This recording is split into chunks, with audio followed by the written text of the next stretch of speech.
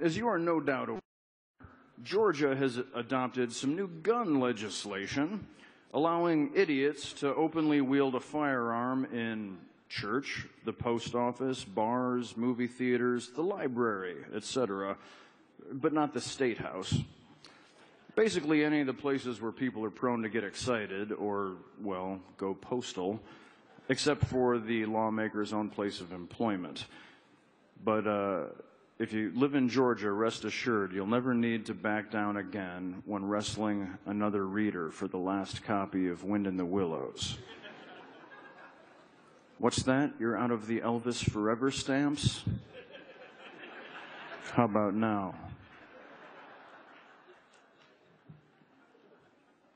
The Second Amendment protects our right to own guns, specifically so that we can defend our country from invading armies or from our own federal government should a king end up taking over things and trying to make things more royal around here. The Second Amendment is not there to protect our right to intimidate the teenage cashier at Chipotle. I feel like we, as a country, present company included, are a little unclear these days about the first 10 amendments, so if it's all right with you, I'm going to run us through a brief Bill of Rights refresher course.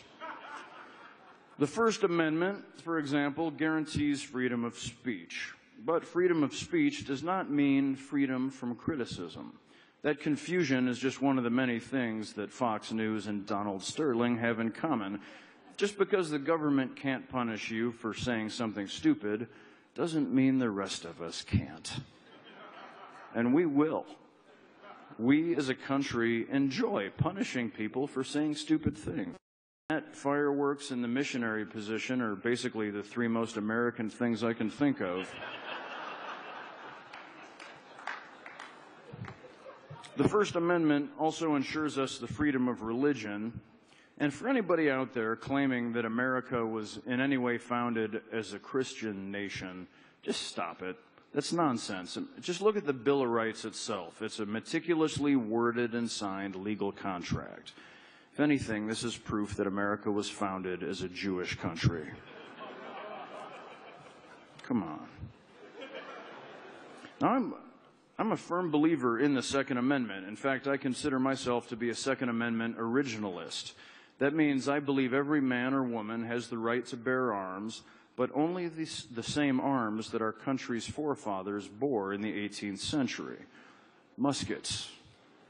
I'm talking black powder, muzzle-loaded, smoothbore guns fashioned with a bayonet. And then, only as a last resort, if you have a beef with me, I am going to expect you to try and resolve it using reasonable discourse, using your words and civility. Now, if our tempers are flared past the point of civil discourse, then I expect you to challenge me in an honorable contest of fisticuffs like a grown adult. But to remove oneself to the safe range of a firearm to settle a dispute in America is nothing short of cowardly. Add the ease of automatic firing capability, and I will declare you nothing short of lily-livered. For shame. It's hard for a man to shoot you when you're shaking his hand. Now, a bunch of nincompoops in Texas thought it would be a good idea to bring shotguns into a Chili's to prove some sort of point. But all it did was remind everybody how fucked up it is that you're allowed to bring shotguns into a family restaurant. Chili's responded by banning guns because, by God, if you're going to shit your pants in a Chili's, it's going to be because of the food.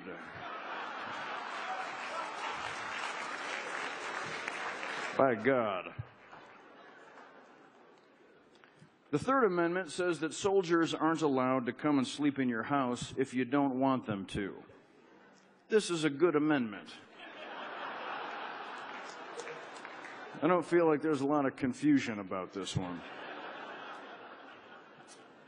However reasonable, this is the only amendment that could easily be swapped into the terms of service of Airbnb, however. The Fourth Amendment, we seem to have forgotten about altogether. Did someone at the NSA actually spill barbecue sauce on this one? Because it doesn't say some unreasonable search and seizure. When the closest analog to our government's behavior is Billy Baldwin in the movie Sliver, something has gone terribly wrong. The Fifth Amendment is mostly for people to invoke during the second half of Law and Order. Basically, 5 through 7 are just things for people to yell during jury shows or lawyer shows. For example, the Sixth Amendment sets up the founding principles of jury duty, though at this point, I think if most people had to choose between jury duty and letting a soldier crash on your couch, we would choose the latter. The Eighth Amendment protects us from cruel and unusual punishment, which apparently does not include strapping a citizen to a table and murdering them. I guess that's some sort of judgment call. The rest of the civilized world has stopped practicing capital punishment. Meanwhile, officials in Oklahoma are now making lethal injections the way I make a barbecue. Oh, we don't have sodium thiopental? Screw it. Just throw some cumin in there and some crushed rock salt. That ought to do the trick. The Ninth and 10th Amendments are really just there to make sure people don't get cute with all the other ones. It's like in movies when somebody looks in the rule book and says, well, there's nothing in here that says a chimp can't play baseball. Well, those two amendments are there to make sure that a chimp doesn't get to play baseball just because no one thought to explicitly forbid chimps from playing baseball. So let's try a little harder from here on out, shall we? You can't just pretend that the Constitution says whatever you want it to say. That's what the Bible, expiration dates, and speed limit signs are for. Thank you very much for having me. I appreciate it.